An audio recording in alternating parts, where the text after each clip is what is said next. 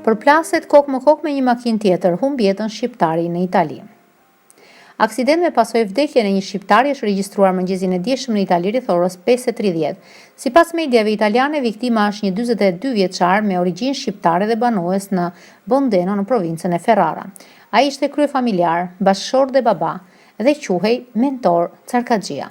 Makina me të cilën ai udhëtonte është shkatruar plotësisht në pjesën e përparme pasi doli nga rruga për arsye të paqarta dhe përfundoi në një kanal.